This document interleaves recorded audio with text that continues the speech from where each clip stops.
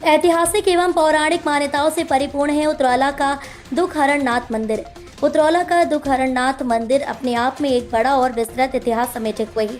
यहाँ पर शिवरात्रि और सावन में मंदिर में लगने वाली भक्तों की भीड़ इसका प्रमाण देती है। पूरे सावन महीने के दौरान कई बार यहाँ पर कांवड़ियों की भीड़ लगती है और प्राप्ति के जल से औघड़ दानी आदि शिव का जलाभिषेक करते हैं। इसी क्रम में सावन माह की कृष्ण पक्ष की द्वादशी तिथि के अवसर पर आज मंगलवार को हजारों की संख्या में कांवड़ियों ने राप्ती नदी से जल लाकर औघड़ दानी भगवान भोलेनाथ को जलाभिषेक किया, जिसमें भारी संख्या में महिलाएं, पुरुष, बच्चे शामिल हुए।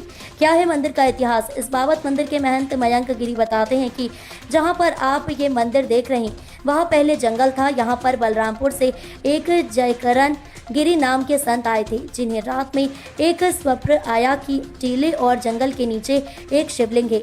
जब ये बात राजा तक पहुंची तो उन्होंने संत जयकरण गिरी को अपने दरबार में बुलाया, लेकिन वह नहीं गए। जिसके बाद यहाँ के राजा खुद चलकर आए और संत से बात करके यथास्थान खुदाई आरंभ करवाई। वह कहते हैं संत के स्वप्न के अनुसार वहां से एक भव्य भूरे रंग शिवलिंग निकला जो बीचों बीच से मुड़ा हुआ था।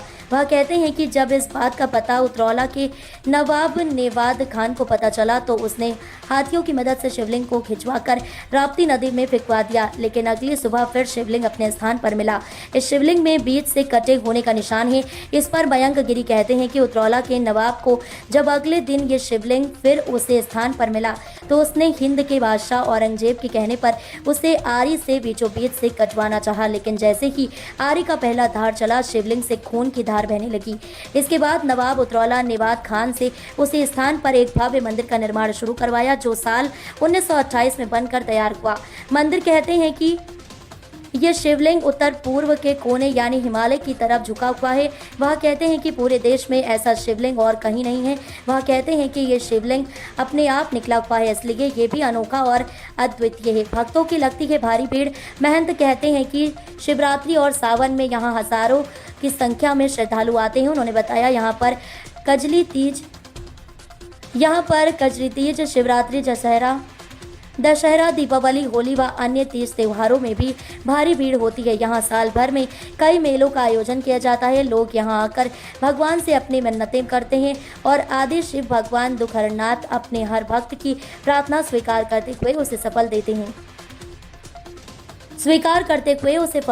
वह कहते हैं कि इसके अलावा यहाँ पर माता बाला सुंदरी का भी एक मंदिर है, जहाँ पर नवरात्रों में विशेष पूजन का कार्यक्रम किया जाता है। यहाँ पर लोग कड़ाह प्रसाद, हलवे का प्रसाद का आयोजन करते हैं और माता अपने भक्तों को तरक्की देती हैं। इसके अलावा यहाँ का हनुमान मंदिर और पोखरा भी विशेष महत्व रखता है।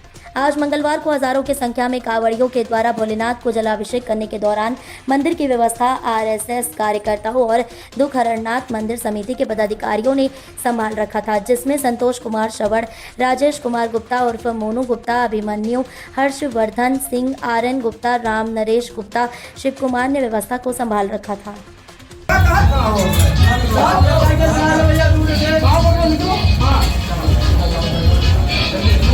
ओम नमः शिवाय।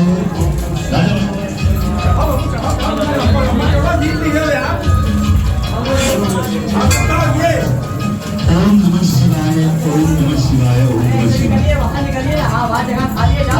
दरबार में आए हुए सभी भक्तजनों का हार्दिक अभिनंदन और स्वागत है। बाबा श्री दुखहरणनाथ सेवा समिति उतरौला की ओर से मंदिर के पश्चिम गेट से जल चढ़ाने की व्यवस्था की गई है। पश्चिम गेट से आपने लाइन लगा करके तब से चल जाएंगे। माताओं बहनों के लिए अलग अलग लाइन की व्यवस्था की गई है। माताओं के लिए अलग लाइन